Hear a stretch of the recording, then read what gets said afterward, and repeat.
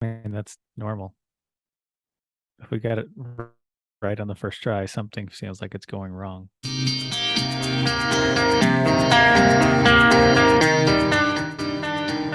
Welcome to Everyone Racers, a show designed for the world of low-dollar racing and oddball car culture. It doesn't matter what kind of Lemma Champ or Lucky Track Dog league you run, SCCA or NASA, we won't discriminate, as long as you drive it hard and build it yourself. Join us each week for tech discussions, tips, tricks, news and notes in the world of amateur endurance racing, and whether it's on the spot, hella sweet, or we're lucky enough, and Chrissy gives us just the tip, we're sure you'll giggle a little and learn even less. Everyone report to the paddock. Anyway, main topic time. We were just on a rally. We went on the Lemons Fall Failiage around New England, and it's about time we tell you about it. We were supposed to do this last week. My fault.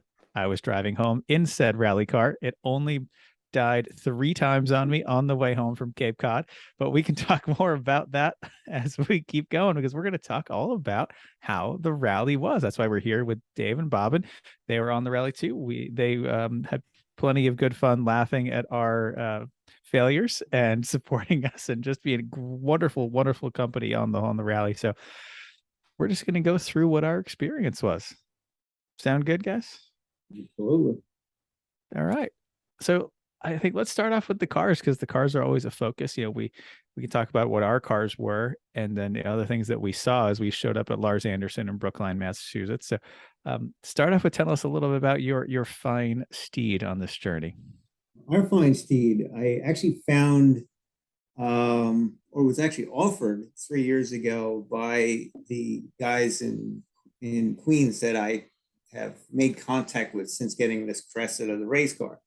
And the funny story is the Cressida race car was owned by one of them when it was still a street car. So anyway, he had picked this car up from somebody, one owner. It only had like 85,000 miles on it. A little bit of rust, but the brake lines in the back were rotted through, and he just didn't have time to mess with it. So I bought the car for like $800, and as a future possible Lemons car, like a replacement chassis. And this isn't what is it for those who may not know exactly? This one is an 88 Toyota Cressida. Okay.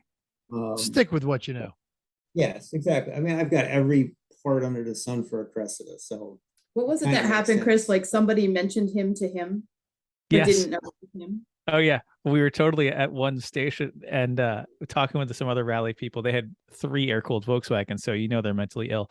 And they were asking about the Cressida, like, we haven't seen one of these in years. Oh, hey, you know, someone races one of these in Lemons in the Northeast and does really well with it. So funny. I was like, yeah, him. Oh, you should have said like, yeah, that guy's a dick.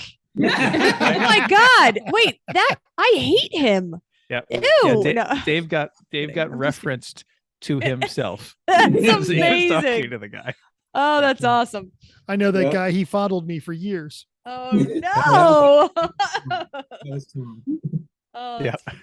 So, but yeah. So anyway, bought that car as possible future Lemons car, and then we talked about doing a rally like several years, but especially this one, the fall rally.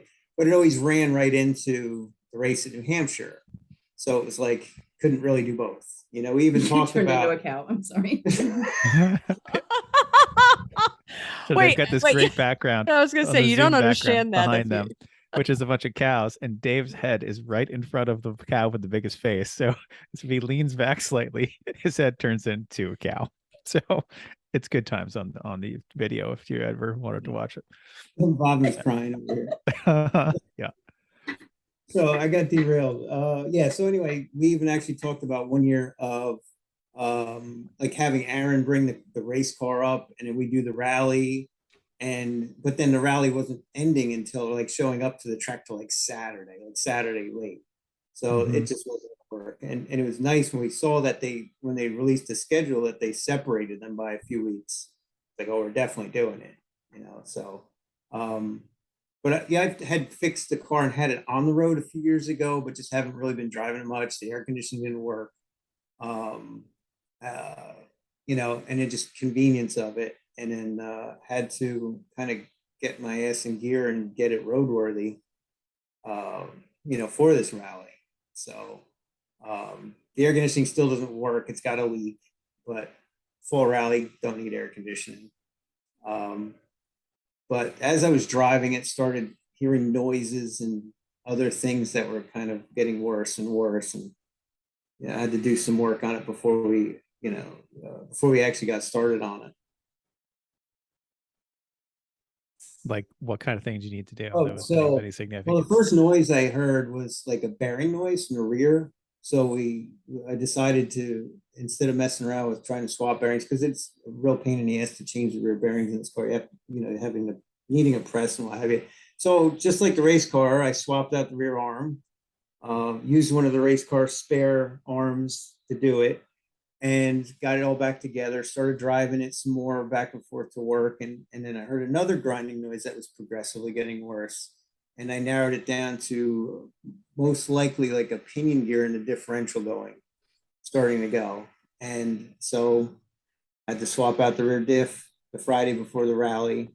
We're running out of spare parts for the actual race car. Yes, the race car is, I do have another diff, but Uncle Dave will be slightly less prepared this time. Slightly less prepared. But otherwise, that was it. I mean, everything else, the car was actually no. What else? The roof leak. Oh yeah, that's right. The thing, that leaked on the passenger side of the car. Oh, because he forgot about that naturally.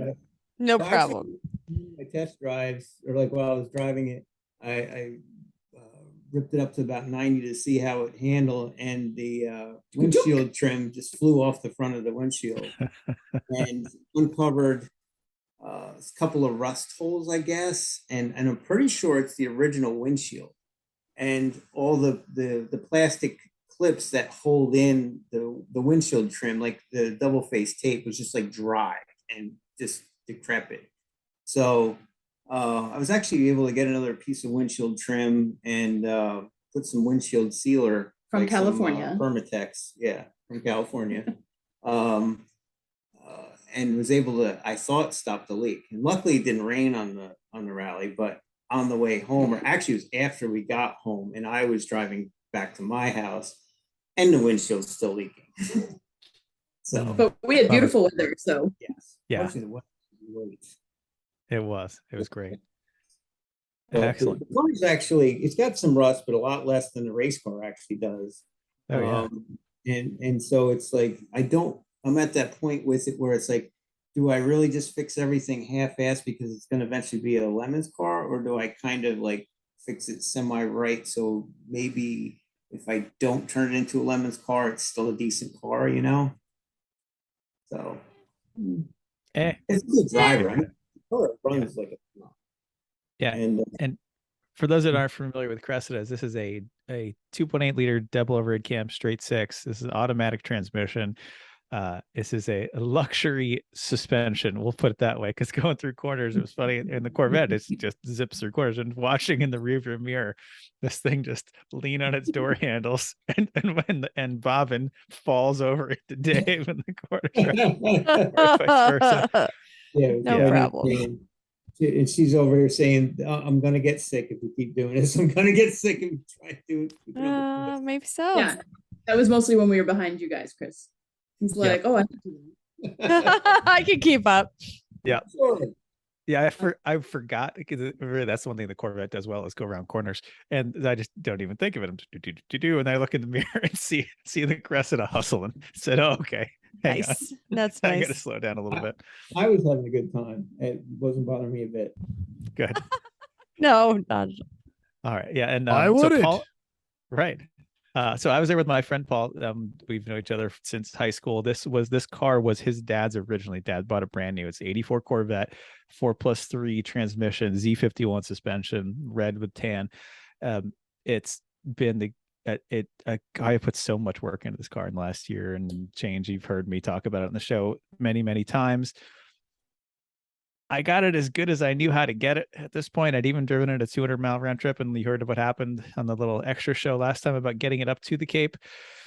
Well, it was dying as progressively with throttle, with more throttle, it would die. And that amount of throttle got down to like just off idle until you let it cool off for 5 minutes. And then you'd buy yourself half an hour.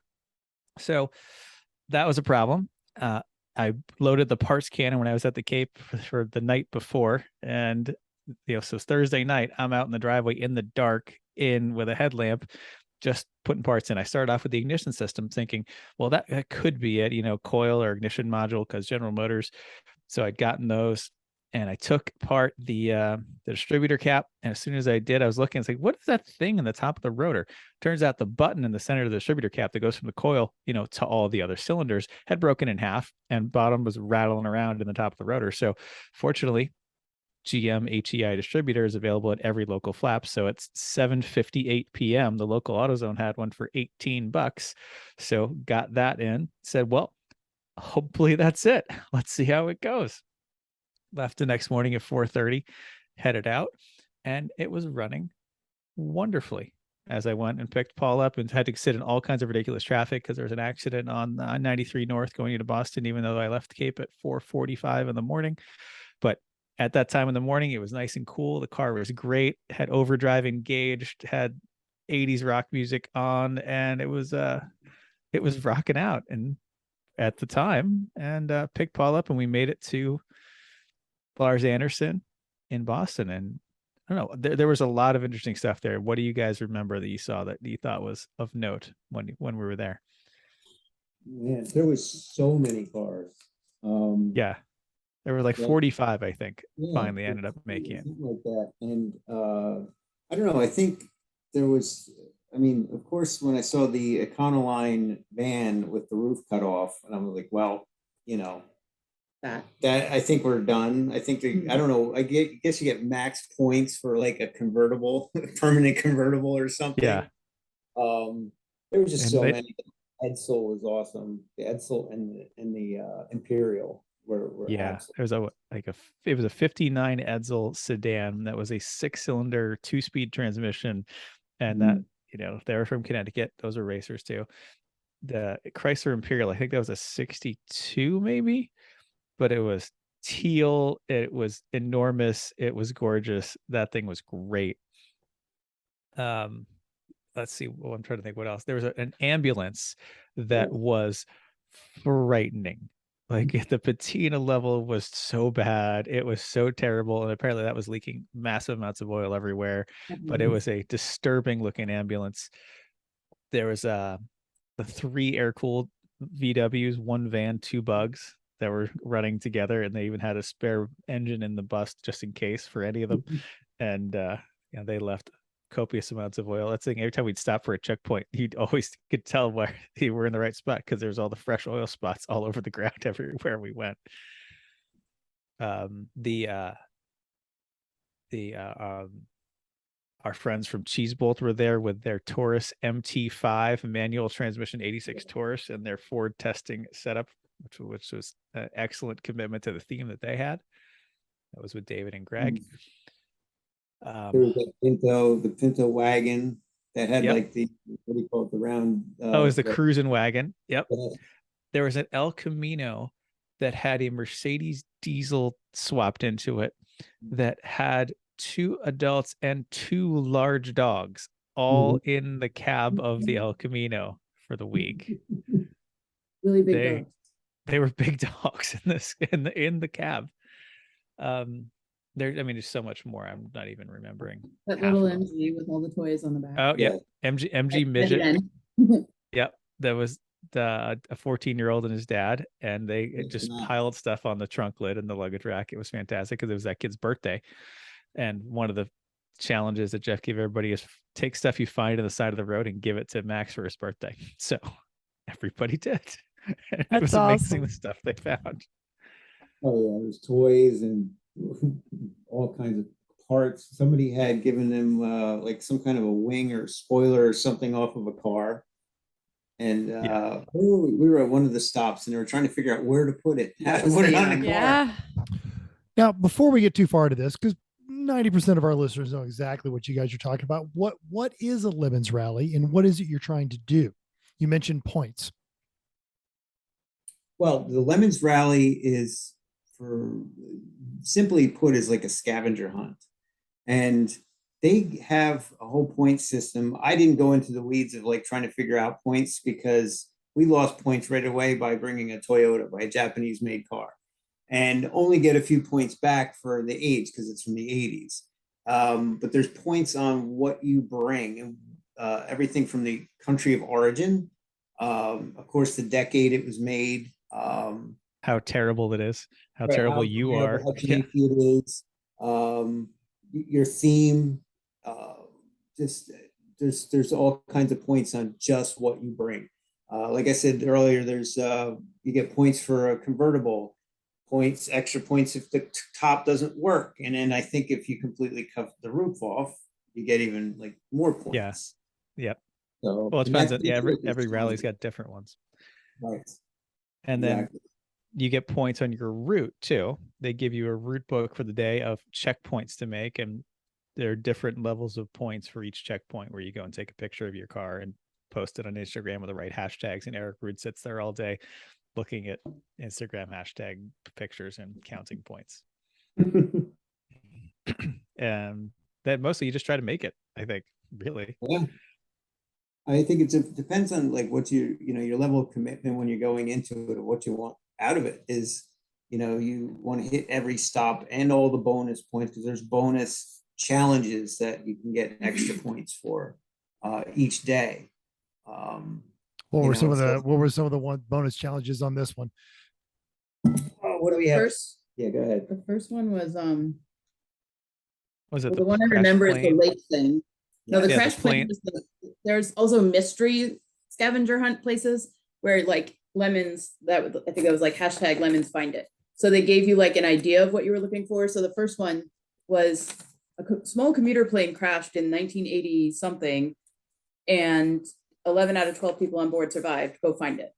On the spot. Yeah. So they gave us the town. So as it turns out, my daughter's boyfriend grew up in that town. So yes. So we found the reference to the flight because they gave you the town, but then we like, okay, well, where the hell is that? So because it was some random like there was no address. It was like, and you Googled where it said it was, and it was not an address. So I'm like, dude, where is this? I'm texting him. We had just left his house a couple of hours That's ago. awesome. And he's like, and then I found a reference to like an intersection, and he's like, oh, I know where that is. And so There's I said, Howie. There's Howie, yeah. Hi, And then- Howie. Yep. That was So I later said, on. That was send it the to me next on a day. map. I said, send it to me on a map. So he dropped a pin on a map and sent it to me. So we found awesome. Oh, Um, good. that was that one. That wasn't the first. That wasn't There the was- first stupid thing. What There was was the first Uncle stupid Sam's grave site. That was, I think, a bonus one. thing? I forget the first Weird stupid thing. weird stuff. Basically, look up an Oh Atlas no, Obscura. it was the clip clop coconut The coconuts. thing. Oh, Like if yes. we're gonna go to the castle that we didn't go to because we were too busy fixing your car. Yes. Oh. To be fair, we were not really going, Oh. but yeah. Yep. That's awesome.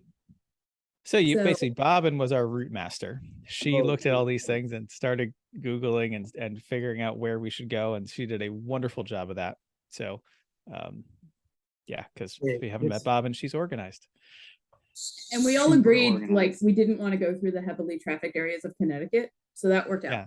Mhm. So We all had a agreed lovely that- drive once. No, it was very nice. So day one, we start off, we leave, the official route would go down, and it's not an official route, it's just checkpoints you're going to go on. So the official route would go down outside of Boston, through some southern suburbs, eventually through Providence, Rhode Island, through couple other Rhode Island towns, and then down kind of along the southern coast of Connecticut before kind of heading north after Hartford, working your way up to northern Connecticut and then over into upstate New York along the Hudson and then up to Albany. We skipped the southern stuff. But on the way, we're leaving Brookline, heading down VFW Parkway, and I decided I had incredible deja vu because this is the route I used to take from my house to my high school, which is also right next to where Paul's house was. So I'm sitting with Paul in his car that he had in high school on the road that I used to drive from our house. And it was like, this is way too flashback right now. So, but the car was running fine in the morning, even though it had been in all kinds of traffic. Things were good. Make it to the first stop, get out. Sorry, Paul, it's your turn to drive. You know, you haven't driven this car in 20 something years. Let's do it. So he gets in and he's like, man, I don't remember the shifter and clutch being this bad. I'm like, yeah, they're not very good. It's just the way it is. I was like, sometimes you got to give it an extra pump just to make sure it's up the top. And he's like pumping the hell out of it. I'm like, I don't remember it being that bad. And then so eventually he tells me like, yeah, there's like nothing there. I'm like, oh, okay. And he tells you this just as we're getting into Providence, as we pull up to a stop. Right. And he's coming up behind Dave. He steps on the clutch and it like nothing happens and the car stalls because it's in second gear and you can't clutch in. And we push around the corner, and sure enough, the car pulls up behind us is Amanda from West Coast Racers. Will know Amanda just by one name, Amanda. Everyone knows Amanda there. She's doing the rental car run. So she's right behind us. Nice to see her. So we pop the hood and there's clutch fluid spewed out of the reservoir onto the master cylinder end of the brake booster. Like, what the hell is going on? I'm pumping it. I can get it to come back up. It's okay. We keep going because we're on the side of the road in the middle of Providence. So we get our couple checkpoints. We're nursing it along, and it's okay. We stop for lunch, and as soon as we stop for lunch, I get out of the car.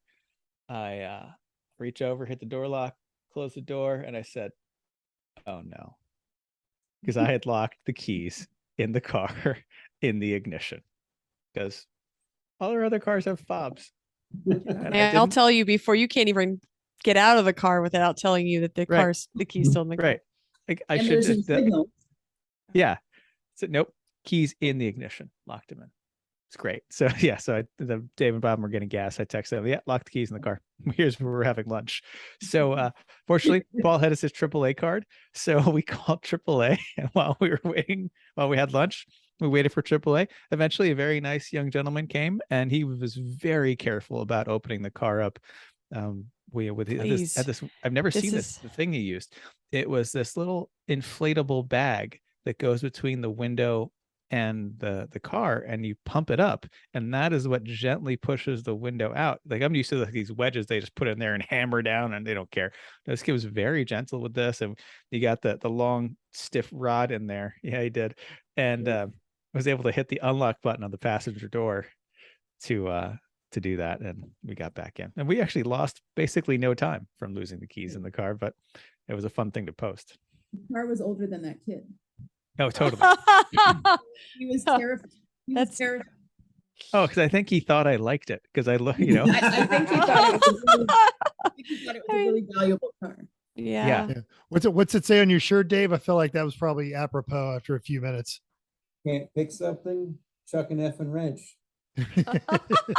Right through the window. That would have gotten you the I like access. it. Yeah.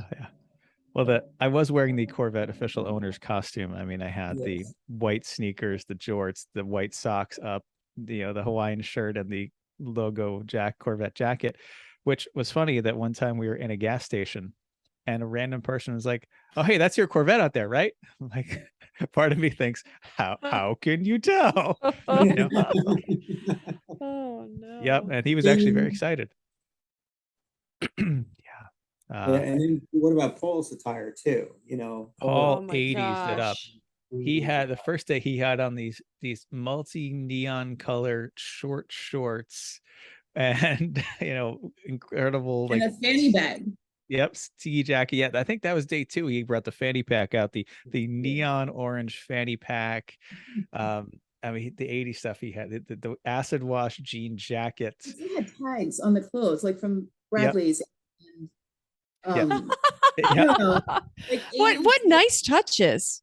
Yeah. That's amazing. He had a Varney shirt that had tags from Filene's Basement. Yeah, the sweatbands, the glasses. Yeah. He brought, did a great job. Glow sticks were in the little bag. In this fanny pack, yeah. I think I had that jacket in high school. think Not someone bought surprised. that bought that My for mom me for Christmas had once. this too. Yeah. So they did a great job. Paul did a great job with the theming. He even found a It's all vintage brought the party. 1986 Barry the Bears shirt from when the Pats and Bears played in the Super Bowl. Yeah, Lost. good stuff. And he Yeah, had like terribly. 80s video game t-shirts like Donkey Kong and Super Mario, but Oh, yeah, like from Duck the Hunt 80s, one. like the Yep. old Yeah. Duck Hunt. Oh my god, that was so funny. Those were, you did a great job. So we missed your theme. I mean, you had a black. The black is not a theme, but you Black is not a theme. Orange is the only thing. no It's way. not a theme though. No, That's- because Orange as isn't Jeff- a theme. Orange even is the not a judges theme. wear orange, mental. Sure. So our theme, I'll let Bobbin explain it because actually all her idea. Only because it was Boston. So that's Be a Man Mafia. So there's this self-created comedian slash TikToker or whatever. So you want me to explain, but now you're going to explain it. So, so I'll correct you. Be a It's a man. so he mental's dead. So he so this guy, his whole shtick is be a jerk, like be a sexist pig, and like say all these things like if something, not this his shirt, which is not like the sexist pig stuff, but like what was like if your girl, or he says broad, threatens to leave, help her pack. Be a man. Be a man. And so his tagline at the end of each thing is be a man. So, and he's out of Boston. So he had been watching it and showing me these clips periodically. Oh no. And I was like, oh, well, we should do that because, it's Boston. Right. And so that was it. And so he got the flag, and ironically, like, there's 3 p.m. Well, this one is be a man mafia. So anyway. Yeah, basically the Be a Man it's like a group of comedians out of Boston, and just out of a gag, they did like a TikTok video a few years ago with this guy, and he's I think he won't let his real name out because he wants to still keep some privacy because he's like 63 years Or- old. A job. Yeah. Well, I think I think he's actually probably retired because many of them have gone viral, and it's really mocking men and the ridiculousness that things that men do. I think I've seen this one. It's give your girl a nickname she can't stand, and he's like, "Hey, sweet cheeks, get over Yes. here." Yeah. That's Be a Man. absolutely one of my favorites. So yes, there's like countless ones. Like the chuck of an effing wrench. It don't go to a mechanic. Watch YouTube videos. Be a man. Just there's tons of them. So and it's just everything went viral, but most of it's just like mocking how ridiculous men can be. It's actually more, it's being sexist and misogynist and ridiculous because that's the way men can be. And because they're out of Boston, she thought it was like an easy theme to do, something we could do. What else were we gonna do? Like with a very black, reliable black Toyota Cressida that doesn't break down. Yakuza. like something we could do easily. Oh, that one needs sound for the full effect. Yes, sad trombone has to be on the.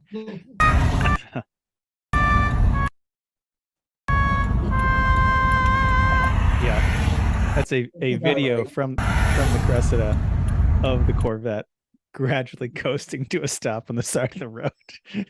On the Yep. interstate. Yeah.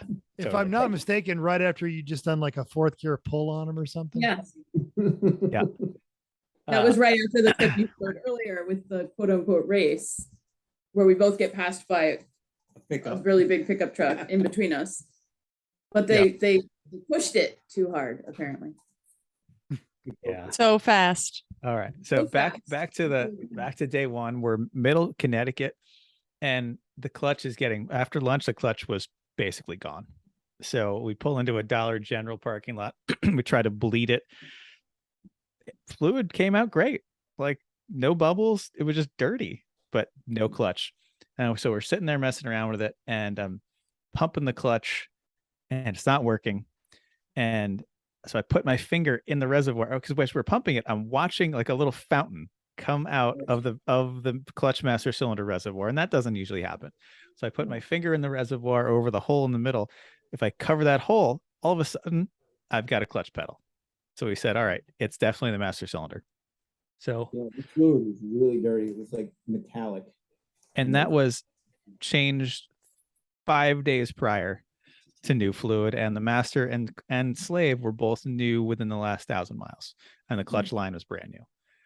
So bad master, apparently. So we start Google fooing, where can I get a clutch master cylinder for an 84 Corvette near Hartford? Turns out there's one in West Hartford, 24 miles away through the city of Hartford was the nearest one.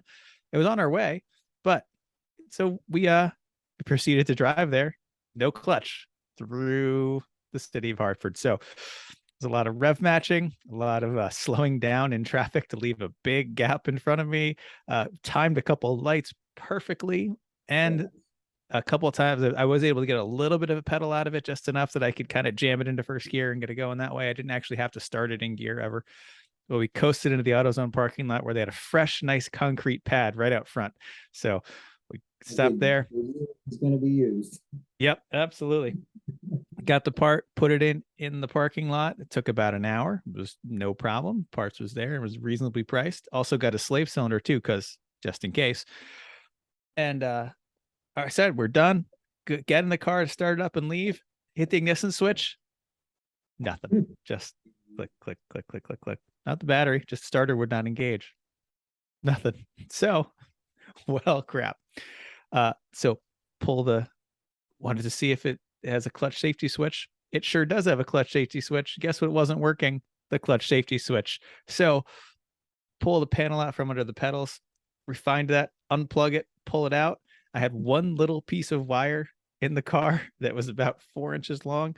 So if I reach all the way into the footwell and jumper that one wire while holding the key on, it would start. So that's how we drove the rest of the day. Is every time we went to start the car, had to open the door, reach way down by my foot, hold this wire in place on these two terminals. And if I held the wire in place just right, I could turn the key and start the car. So that was a great way to finish the day, but it worked. We left the AutoZone parking lot with the clutch at about 75%. Occasionally had to double pump it, but it worked and it got us the rest of the day. Yeah. That was, yep. And Dave enjoyed eating chips, watching his friend fix his broken Chevrolet while he had his Toyota. So we did have one problem with the Cressida. A little light on the dashboard that tells me that there's a tail light that went on. That's true. Yeah. And I told you, oh yeah, it's the Was inner it a bulb. tail light or was it a light on the dash that was going wrong? No, it was a tail light. Yeah. It was the inner bulb on the right tail light. Fortunately, I was behind him enough to say, oh, that's the one. And Dave, how'd you fix that? It was pretty tough. I took the bulb out. I He blew on it. blew on it a little bit, put it back in, and it worked. Yep. Yeah. But then That was. Chris, you had another issue like further north in New York on that same night. You were losing Was your it throttle again. Yeah, because Oh yeah. Was it that day still? I thought It that was the was. next day. no, because remember we were at we Oh went yeah, to we're going up the hill. Yeah, we were going up the hill on Yes. that really windy Yeah. road. Yeah. like Yeah, between curves. we just left Rhinebeck Aerodrome. We were going up this hill and it started to give me the throttle problem again, to the point, and it got bad really fast, to the point where I couldn't get up a hill. So I had to pull over to the side of the road and let it cool off. And they came back up. Unfortunately, other rally people stopped and said, "Are you all right?" It's like, yeah, we know, we're good. Just had to let it cool off. So we let it cool off a little bit. And yeah, sure enough, it did what it does. It started back up and it was okay. But then we started to talk through, like, what is this thing? When has it done this before? And it's always when the car has been run all day and it was fully heat soaked. And the point I can know it's fully heat soaked is when the cup holders are hot. That's when I know it's really fully heat soaked. And You also stuck your when finger in the hole where the gas was. I did, It was warm and wet, you said. it was. Yep. Yep. It sure was. These are the And, things I remember. Absolutely. And then, wow. Also, the car had less than like a third of the tank of gas. It did this on the way to the Cape too, and it did it now. So we said, well, maybe it's the fuel pump maybe the fuel pump is in rough shape because it ran out of gas and got, sometimes that overheats them. And when it does not get in a full tank of fresh gas, because the gas tank in this car is right above the exhaust, and that gas tank was getting hot, as I figured out by putting my finger in the tank and saying, "Oh, that's hot in there, warm and wet, warm and moist, Right. damp." So we said, well, let's stop and get gas the next station we see and fill it up and see if that's any better. So we did, and it was. So for the whole rest of the rally, we kept it above half a tank of gas, and it never did that problem again, and it still hasn't. That It's not problem. the best part of that gas stop for me. That was the pickup with all the dogs. That's true. Tell us about the pickup with the dogs. Well, having nothing to do with this rally at all, but we stopped at that gas station and there was a pickup full of labs, and it Like was 5 of them. Yeah. And the guy comes out, and of course, some guy starts like, I don't know what he was doing, some random guy, and the dogs start barking at him. And the guy is like, they're actually super nice. And so it's a mom and a dad and their dogs. They're puppies, except they're not puppies anymore. But that was like So the good. highlight of my day. Yeah, Bobbin was gone. I'm like, oh my God. We lost Bobbin. So anyway. So then we continued on and did checkpoints in the dark. Yeah, totally. Absolutely in the dark. Got to the hotel, cleaned up, went over to the end of day meeting point where there weren't that many people here. There wasn't actually a very good place to meet. There wasn't really any room anywhere. Like we could see some other people, ralliers there. So whatever, we had some Italian food. We watched a local get belligerent and get kicked out by the owner. That was Well, fun. that's always exciting. And he was Yeah. like 70. Yeah. He was an old man. He just got drunk and belligerent. And the old man owner was throwing his ass out. Yeah, it was fun. A side No, of garlic no bread there video. means I am a whole disappointed. plate. Right? Yep. You couldn't do a We were side tired. video. Chrissy would have totally gotten the video. I We would were have so done tired a at this point. Bobbin, do something funny, and I've been like, Actually, I had no idea what was going on. I was like, what? What's happening? His poor wife. Yeah, I think Oh, that that's the planning of the places was obvious, that they didn't anticipate as many cars and participants to show up. I mean, it's 43 cars show up. What's that's got to be like a record for a Lemons rally. It really does. That's because normally it's in the 20s. That is huge. Yeah, and I think I'd heard like the disappointment of the California rally was like, I think less than 10 actually, or something like that. So like that restaurant would have been fine if there was like 15. 15 20 people, people. 15 participants, 15 cars. It would have been okay. I mean, think of like, your neighborhood pizzeria joint Right. with like a dozen tables, and then like a bar this one had a bar on the other side. Right. Not that one. That was also that was small. it. Yeah, that the was next week. the next day. Okay, because that's Hungry Hippos, and that's pretty awesome. Yes. But still no vegetables. So Yeah. All right. Chrissy, I So thought about you a lot That's because so I actually funny and sad. we listened to that podcast on our way up there, Yeah. and which I guess was actually 2 weeks ago. And you're like, I just want a vegetable from Yeah. your rally way back in the day. And Anytime.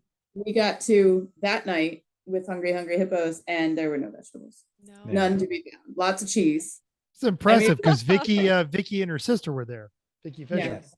Wasn't her sister, but yeah. Oh, I'm sorry, Vicky. I'm sorry. Yeah. All right. So we're at the end of day 1. We got a long way to go. We got to keep this Yes. rolling.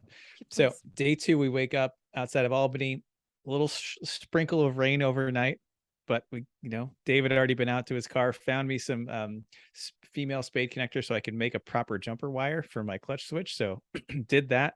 Car fired right up, seemed good. So we headed out, hit a couple more checkpoints, including driving through a cemetery for quite a long time, like in a very circuitous route to try to find Uncle Sam's grave site.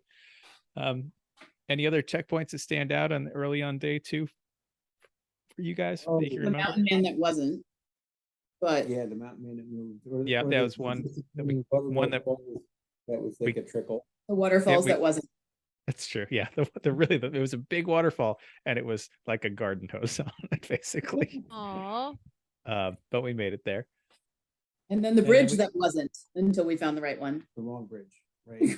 Yeah, that was at the end of the day. We picked we got the wrong 1800s bridge, but eventually we found the right one, or 1900s, 19th century, whatever it was. Early suspension bridge. And there was a bunch of actually nice bridges that we had, but that day took us all the way through upstate New York, but out into the woods and the Adirondacks, going past Speculator and Long Lake. Actually, when we were at Speculator, we stopped. Yes, that was the Little Route 66. But yeah, Little Route 66, which is It's not the best part of that. no, that's what I was getting to. A Little Route 66 is a couple of sheds like decorated like Route 66 stuff that's in like the back lot of a park in Speculator, but a very nice little town on the lake. And then they had public bathrooms. It's one spot, so we're going over there, and right up front of the public bathrooms were these two shiny, nice C7 Grand Sport Corvettes. So of course we park not too far away, and we go to the bathroom. And while I'm in there, Dave, you can describe what Paul did, because I was in the bathroom when he did this. So actually, as I was pulling up, you were parked like a few little bit of ways from those two Corvettes, and I yelled out the window, I'm like, you need to park over in the Corvette parking. Yeah. And so when I got out of the car, the one woman was giving me like this like dirty look, like, well, who the F are you? But you guys are in the bathrooms, and Paul just in his complete head to toe 80s. Very neon that day. Neon, very neon. Fanny pack, everything. Fanny pack, everything. I mean, goes over and is complimenting them on their cars, and in typical like, you know, Corvette owner fashion, like, yeah, we just had a nice roll down Route 10, and it was just hysterical. I was crying. I was laughing so hard at just how nonchalant Paul just walked up to them. Is ridiculously. You know, this is one of only 2,000 red Corvettes produced in the month of March in 1984 with tan interior. But no sports seats. No. That was my highlight of the day, honestly. Well, and honestly, like then at the end of the day, when Chris discovers that while he was fixing, what were you fixing? Something else. You then disconnected the door lock. Oh yeah, that's no, you were fixing the window. It stopped going up. Yeah, at the end of the day, and the window stopped going up. At the hotel next to another fancy Corvette. Yeah, a new C8. Of course, we parked next to that when we saw it in the parking lot. So, and then that guy comes out, and he's thinking about not banging the door. Yeah, I didn't have to think about this guy banging my door. And I was like, no, I wouldn't do that to a fellow Corvette owner. How could I? It's like the let's just say he didn't park in the same spot when he came back from oh my goodness. Yeah, amazing. But I know later on that day, after we were up in like Lake Placid area, which is beautiful. I actually knew where I was going and some of that stuff, which was nice, but a wonderful drive up there. And that's when the passenger side window that had been working great, because that's us with the C8 Corvette owner. That's great. The passenger side window stuck down. Like I could feel it working with the switch. If I put my finger down to the door a little bit, it would go up a little and down a little. So it wasn't a wiring problem. It was jammed. So at the hotel, after we'd stopped at the supermarket and grabbed a few beers, we're sitting in the parking lot, and I've taken the whole door apart to figure out why. It turns out there was a bolt as part of the motor that had kind of moved a little bit, and the door piece had caught under it, so it couldn't go anywhere. So we got the window up, but we just couldn't put it all the way down ever again. I still have to fix that. Anyway, during doing this, I neglected to hook up the door lock latch again. So at this point, we can only unlock that door with the key, or the alarm goes off. It's fine. The other stuff doesn't work. So after we set the alarm off in the parking lot and had that guy next to us, and then we went to the meetup for that night was an arcade bar. So they had a bunch of vintage arcade games and just bar food. So we had fried cheese curds and lots of vegetables, all the cheese, pizza. Yeah, it was tomato on the pizza, I think. Oh, good. That's a fruit that doesn't count. Yes. I mean, I think fruits and vegetables are like the same thing. You just want something that didn't have a parent or didn't grow in a lab. So but they had hungry hippos on this one table that we were at. So of course we played that. But I forgot to say that this is when a new problem cropped up in the Corvette this day. So we're going along in the morning. We're just in a back road. We're at it. We're like, I've lost count. How many problems is this? Yeah, a lot. So driving along at 50, like cool morning, no temperature worries. The car all of a sudden just shuts off. Electrical's all still there. Dash is all still there. Everything's all still there, but just not going to run. Strange. That's what happened in the sad trombone video. Yes, that's what happened in the sad trombone video. No, Paul. Well, I hadn't perfected the technique yet to be able to describe it to someone in the other seat who's not used to this kind of thing happening.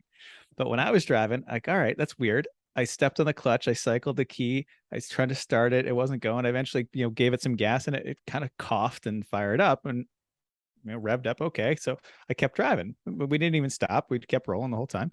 So it ended up doing it 3 times that day. Once was on the way to dinner. Yep. This was the next day, man. That I did it on the side of the highway. I only had the one video. I'm sorry. Yep, that's okay. So I started to do that, and it did it twice more on day 3, and it did it 4 times to be on the way home from Cape Cod. So, but by the end of the time when I did it on the way home, I was on 422, even really close. I figured out that the technique of cycle the key a couple of times, like once it happens, clutch in so you get the maximum coasting, cycle the key a few times, and then floor the gas, hit the ignition, or you don't even have to hit the ignition. You just pop the clutch again, make the car spin itself back up, keep your foot on the gas, and eventually it'll kind of cough itself to life and keep going. So at this point, I'm convinced it's the fuel pump. I think it got hurt when it ran out of gas and is subject to overheating and not working particularly well. And when the fuel gets hot and the pump is hot, it's all not working well. I think it quits. It gives up. It's also cycle it. It'll almost work. 50 years old. The fuel pump? No, it is was put in July of last year and has had 1,000 miles on it before we left. And it was in Delphi pump, which is the OEM pump. But these older design pumps don't take well to being run out of gas. No, they use fuel for cooling. Yes. Yeah. So, and because this big deal here in Las Vegas. Yeah, the tank is very broad but short. So even if it has a quarter tank, that might be 2 or 3 inches of gas in the bottom of the tank. So it's not really covering the pump anymore at that point. And again, with the exhaust right under it, it heats up a lot. So that's what I think it is. I have another pump. That's what we're going to try before I drive it around again. But anyway, enough about the Corvette's problems. Day 3. What did you guys think of day 3? Day 3. The drive was beautiful. Started in Plattsburgh, and we started at we took the ferry across Champlain. That was beautiful. Yeah, it was nice, crisp fall morning. It was like perfect weather. It's pretty windy on the lake. Like the ferry is moving around a little bit. Mm-hmm. Yeah. It was beautiful. I mean, the scenery was beautiful. I had a great time because I was just taking pictures out the window. And we drove through Montpelier and Barre, Vermont, and over to New Hampshire to Lincoln, and then across the Kankomagas Highway, and which was moderately touristy this time of year. It wasn't too bad. That might be the most northeastern name I've ever heard in my life. Kankomagas Highway. Yeah. Yeah, that's the correct way to say it. Most people don't know that one. Do that right, but yeah, that's on the ferry on the lake. But the scenery was great the whole time, obviously. Then we made our way to Conway, New Hampshire, which is kind of a lot of this is places I have been many times in my youth, so it was fun to be in all those places again. Made our way south through New Hampshire, hit up a couple more checkpoints in New Hampshire and Massachusetts, including a KFC Taco Bell with a cemetery. And that's as we were going to this place, I noticed on the side of the road there were a bunch of these little tiny cemeteries that had fewer than 10 gravestones in them. I think that was the village. They had put something, and eventually the world changed around it, but here they are. Yeah, there it is. KFC Taco Bell. There's 3 graves. But don't eat these foods or you'll end up there. Yes. But like, or where did the meat for the tacos come from? That actually was the hashtag secret menu not so great. So, but that was one of those, like, you have to kind of sort of figure out what they want you to go to. And it gives you a town and it says KFC / Taco Bell / cemetery. So I'm like Googling KFC in this town and Taco Bell in this town. And then somehow it popped up that there was this cemetery, like these gravestones on the corner. So that one was another, like some of them were easy to find and others were less so. You had to kind of sort of figure it out. Good. Yep. So the moral of the story is if you're looking for something obscure, just call Bobbin. Pretty much. Oh yeah. Well, no, first call apparently Eric, rude, and or Jeff Stobbs is the one I Yeah. think of with a lot of those things. This one, she was the rally master. I mean, Oh yeah. you're not gonna be able to see it. except all I see is the cow. There. There are Yeah. notes. I got 3 pages of notes while we were doing this. That's why there wasn't that much bickering between us. She was That was busy day the one. whole time. That was day one. The bickering started day 2. So you weren't doing the notes anymore. You had Yeah, she had it all figured out by then. So yeah. yeah. You were Good. annoying. And then we finished at a brewery on just south of Ipswich, Mass, in Essex on the North Shore. Mhm. And that was a nice place, big place, plenty of room for us, good beer, good food. We were way early because we skipped one checkpoint that day that would have brought us into Maine. We're like, we don't really need to do that. Not going to win anything. So we had more beer and relaxed. That was great. I was glad we got there actually early. We got to have some time to unwind and relax and Yeah. watch the place start rolling in. All right. So what do you guys think of the general atmosphere, things you liked? Let's talk about that kind of stuff next. You want to go? It was super fun. Totally doing it again, whether he wants to or not, but you are. So, and yeah, everybody, just like always, everybody was really nice, and yeah, it was a good time. Vegetables. It's interesting you bring that up Vegetables. because the 2023 Lemons calendar dropped today. Yes, I am. And they've got all the rallies and they've got the shows and of course they've got the races. But the big news on the rally is there's one in Alaska. Yeah, I saw Mhm. Alaska. That's exciting. This one appears to be pretty much the same as this year. Well, it's the same 3 days and called the same thing, starts and ends in Boston still. So It goes into Maine. It goes to Bangor, Maine. It's like Bangor, Maine to Bangor, Maine. Yes, it's a loop, is what it says right on the schedule. So they're redoing the Bangor to Bangor rally. That's fantastic. Yes, well, similar. I think that one was a longer one that went. Didn't that one go like around the Great Lakes or something? that was But- Great Lakes mistake. Well, Yeah. anyway, Anyway.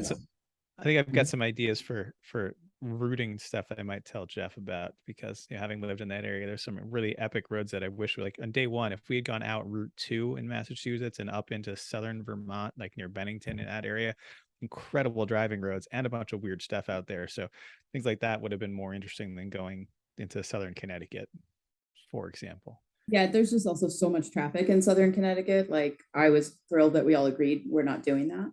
So, Yeah. like, one of the things was actually a waterfall next to an apartment building that I used to actually live in. But so it's really, like not all that, but it's just the whole area is just so congested.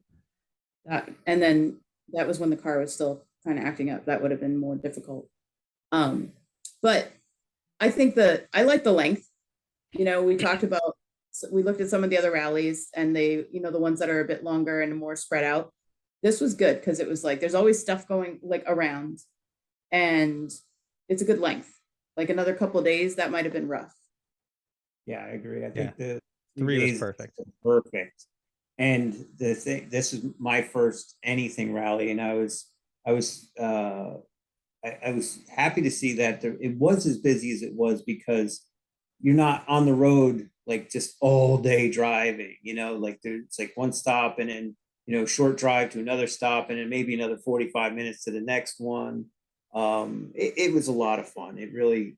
I was impressed because this was really, she wanted to do this one when it first came up several years ago when they first started this one. And I was like, yeah, I'll do it. It's something we can do together. It'll be fun, and I was pleasantly surprised at how much fun it really was, and then doing it with Chris and Paul was awesome. Like having them, and then Vicky with Audra was there. It's like, there's people that we know well, we could have a good time, no matter what. But Paul definitely brought the party without a doubt. I mean, yeah. Paul was awesome. It was great to get to know Paul better, and it was a good time. Yeah. Without a doubt. It was great running with you guys, not just because we didn't have to bring a jack and some extra tools and stuff. Right. No, just to have someone to bounce ideas off of, to be there for support for, because these are crappy cars, so who knows what goes wrong. Just to have someone to share the experience with is fun.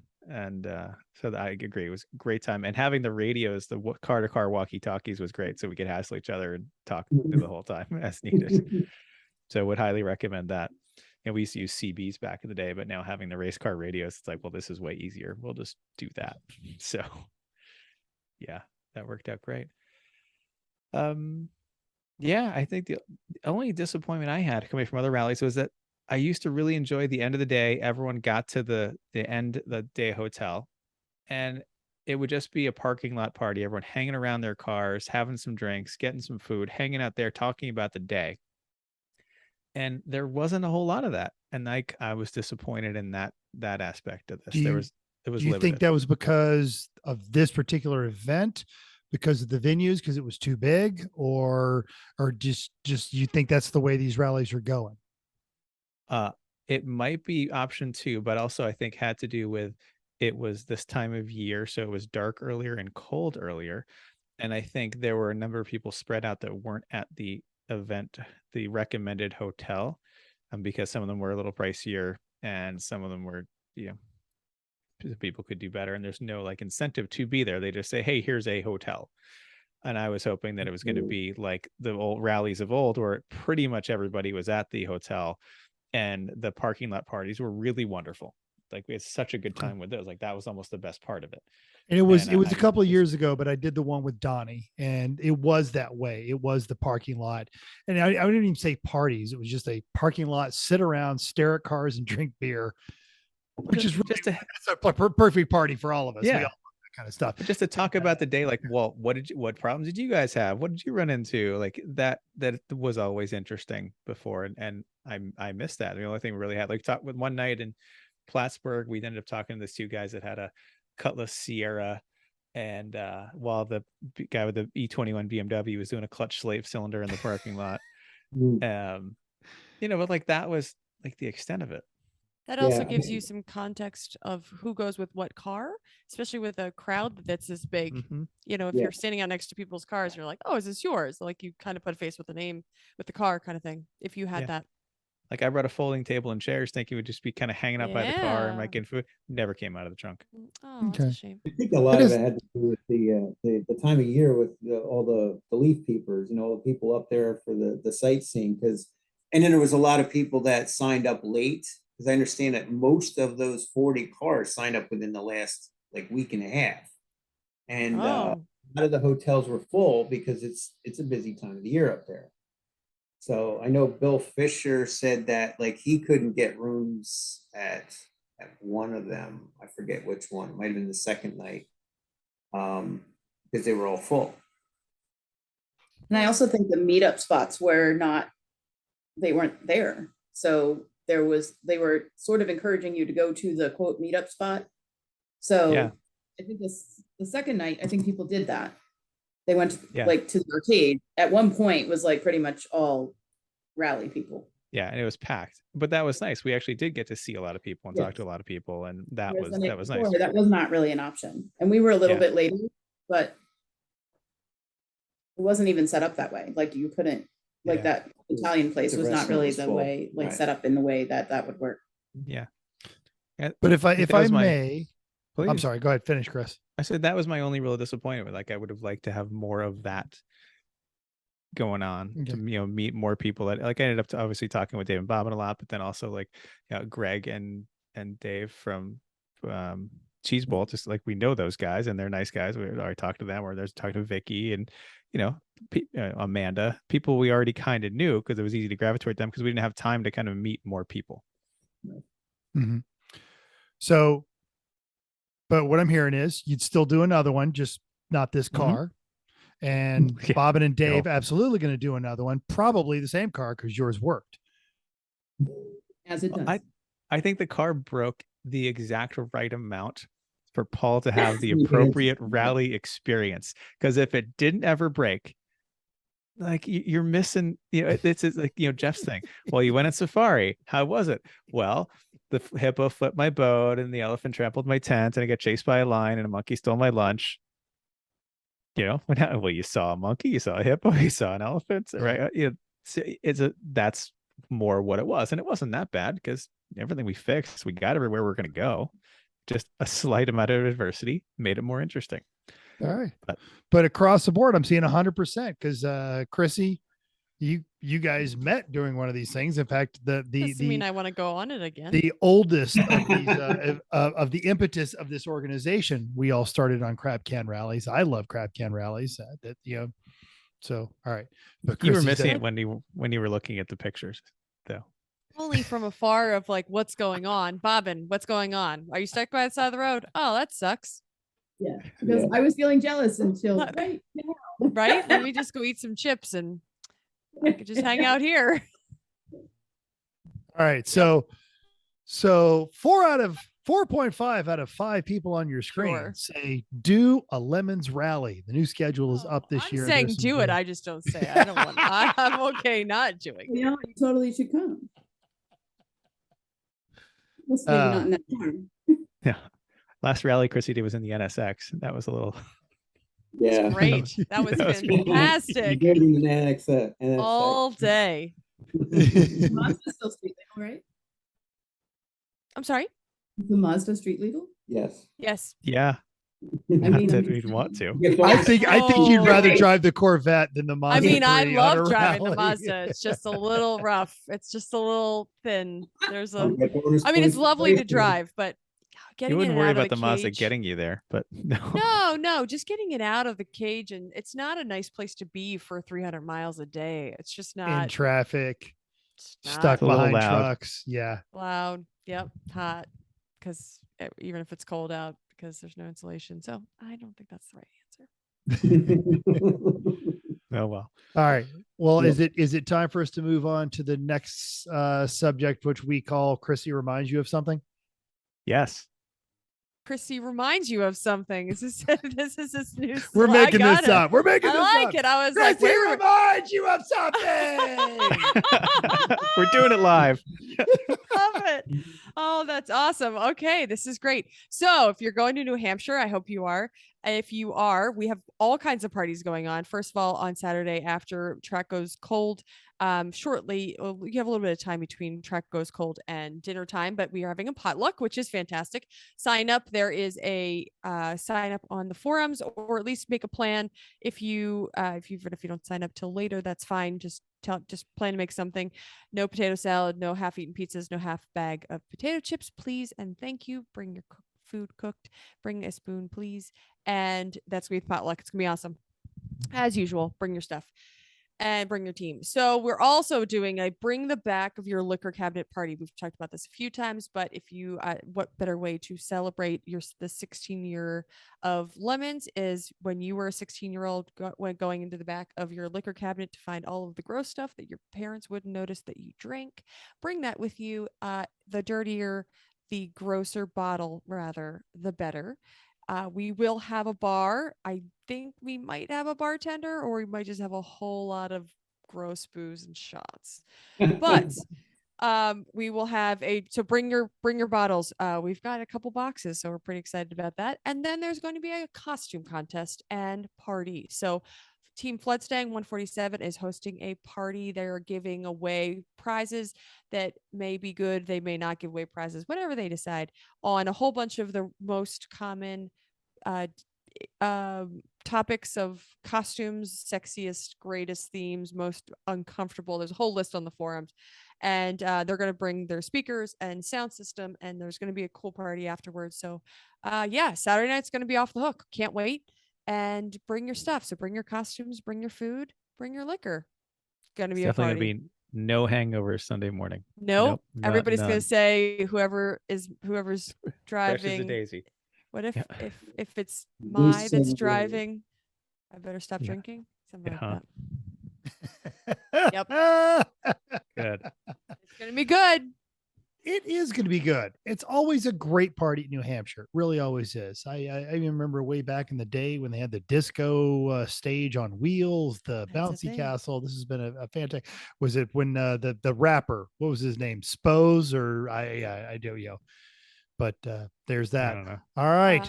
And it is a time for a quick on the Cool. spot. Yay. I got it on the spot.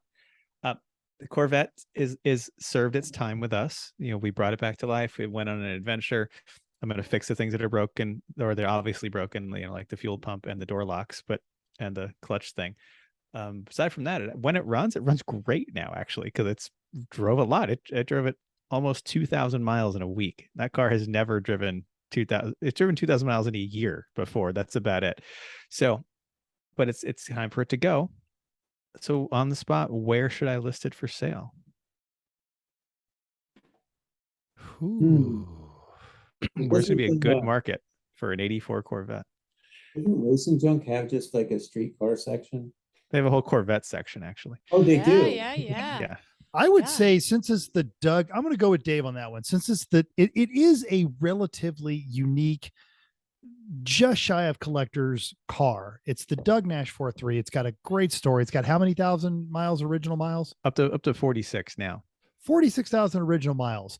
That is a racing junk.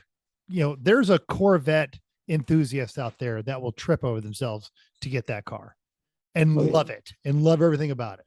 Yeah, even though it's probably the worst Corvette ever, it's still an 80s Corvette. Oh, it's not the 307 smogged California C3. And come on. Second now. worst Corvette ever. Second worst. You raised the bar.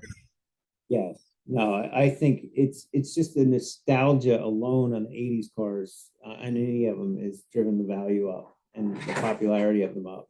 I mean, look at Radwood, it's just like, that's a perfect thing. Because I think that car is nice enough, because even though it doesn't have the greatest paint job, and it's nice enough to be like a fun car to go drive to Radwood or to go to a show. Oh, yeah. Or, It's totally a fine driver for someone that thinks it's rad and wants to kind of tinker here and there and keep it in its best shape.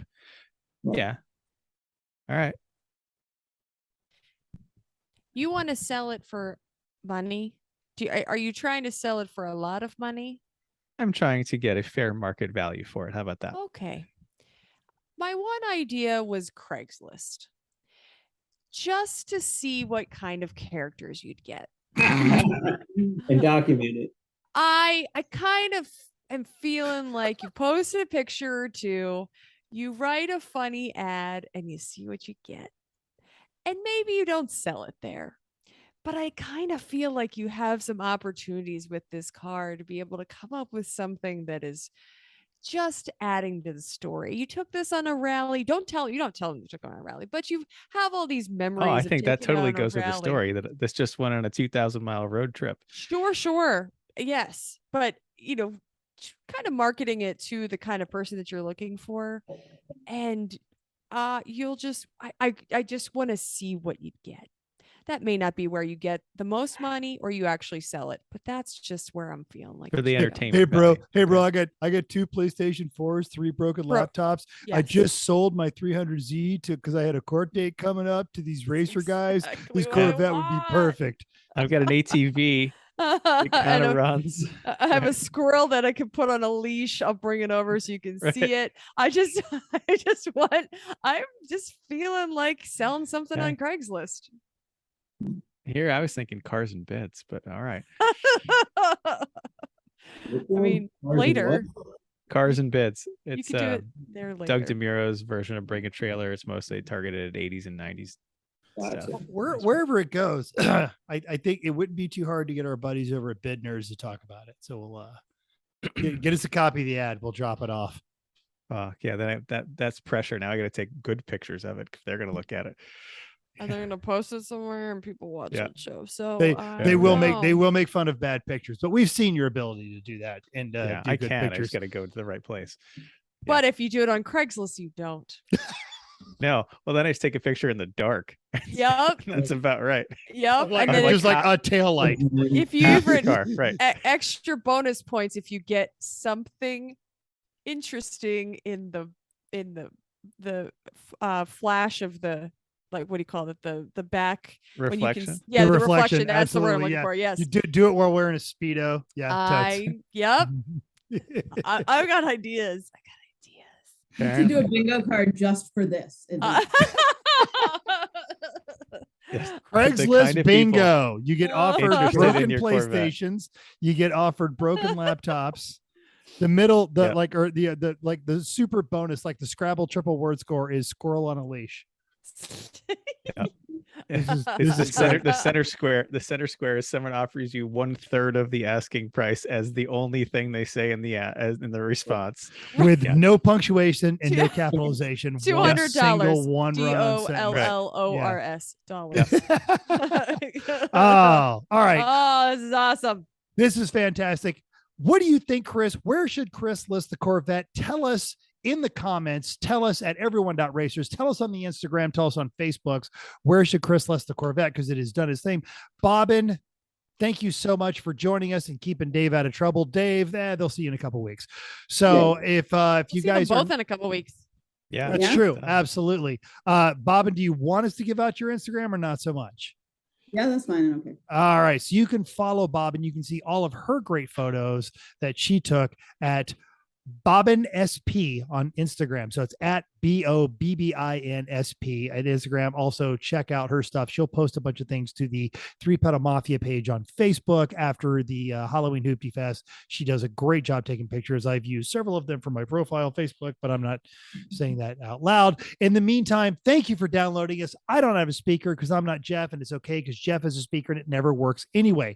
We hope you enjoyed this week's edition of Everyone Racers. We hope you will join us in the world of driving, racing, and building and rallying, because everyone can be a racer, even you. If you've enjoyed this podcast, subscribe.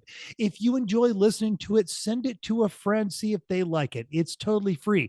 Then go to iTunes and give us a 5-star rating, because that's how they promote it. Do the same thing on Google Podcasts or on Spotify or wherever you're getting your podcasts. Even if you hate us, give us 5 stars and then tell us why. If you've got any questions, show ideas, drop us a comment on our Facebook page, Everyone Racers, or email us at everyone.racers@gmail.com. You can still text us at 484-243-0455. Find us on the Instagram, the Twitter at everyone.racers. Of course, we're on YouTube and Facebook under that name. And we're even on Reddit at /E1R, which I will be uploading all of my picks from the recent Luft cult. We got kicked off of TikTok. We're still not sure why, but we blame Jeff. Thanks again. Week. Keep the shiny side up. Unless it's an 84 Disco Corvette, you're going to need to crawl up underneath it anyway. Then just keep the wheels down.